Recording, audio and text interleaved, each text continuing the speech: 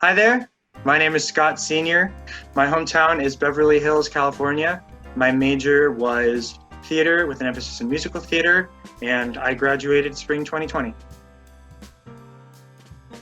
What I think was unique is the fact that the theater major relies so heavily on collaboration, as in you won't get very far in terms of your own progression unless you work with the people around you. Okay, so the most challenging part of the major probably is just like the emotional demands that come with it. I mean, acting is basically requiring yourself to be vulnerable at the drop of a hat, like any given moment. It doesn't matter if it's 9 in the morning, 8 in the morning, like 11 p.m. If you're there, you have to be ready to go. You have to be ready to just open yourself up in front of your classmates and faculty, which is hard to do, and even more so at these extreme hours, because that's essentially what your classes are. It's finding new ways to open yourself up, and it takes some getting used to, but it's so rewarding once you get it right. So depending on the classes you take, theater classes now begin at 9 a.m. That is the earliest they will begin, and you can have maybe a class at 9 a.m., have a couple hours of break, take some more classes in the afternoon. Usually theater classes can end on campus around like 4:30, 5:30 p.m. And then if you're in a department show, you have rehearsal nightly from 7 p.m. to 11 p.m. So if you're a theater major, the days can be very long, but they're all filled with good things. Yeah, sure. I mean, even just in terms of, honing my own skills as a performer, I was in Bruin Harmony a cappella for 4 years.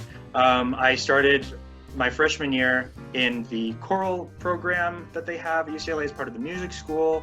I participated in shows with Hooligan and Act 3 and Untitled and Duly Noted. I mean, there's so many great extracurricular theater companies on this campus, and it's not only a great way, because, sometimes the department might not be doing a show you're interested in doing, or maybe you didn't get cast in a show, which does happen.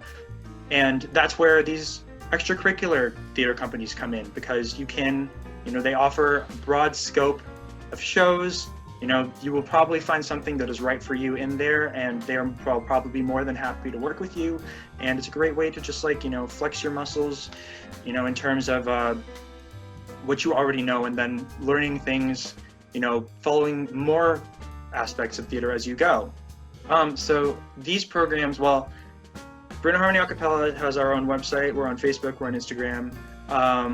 Then all of the theater companies, I believe they all have their own Instagram. They probably also have Facebook pages. I'm not sure about websites per se, but they're definitely all over social media, and they can be found with an easy search. And they will always post about whatever they have coming up and what they need, and what people they need. My job search within the theater community actually started while I was still in school. I tried to find as many auditions as possible. I checked out DisneyAuditions.com. That's how I got my first Disney job, which I've kept now for 3 years. You can look online for musical theater auditions at Backstage, Actors Access, all kinds of things like that. All the job listings that you will hope for will be there. Also, there will be times when it seems that there is a dry spell where it's hard to find some work. And in those instances, I think it's a great idea to, if there's anything else that you do on the side, try even something small. Like I teach on the side, for example, and that's been keeping me going, even though I might not be having an acting job. Something small, something that doesn't necessarily require even a whole bunch of time, just something that you can do and that you can enjoy, so you can stay active in the employment world. And then also, a lot of jobs will come from the connections you make at school. I mean, there are people who are in TFT, which is the theater school, who, as they are students, as they are your fellow students, that they are going to be doing some amazing things once they get out of school. And that's when, and let's say a director, for example, like a fantastic director graduates from the theater program and they need actors, and that's where you come in.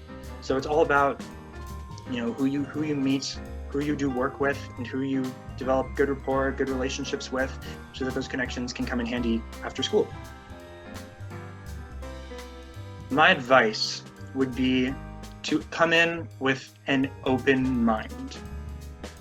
Now, the theater program tries its very best to sort of break down all that you think you know about theater and then build it up from the ground, build it up and expand on it to places that you never thought were even possible. I mean, they will encourage you to try absolutely everything. They will stretch what you thought could even be possible as theater, or what your definition of theater is.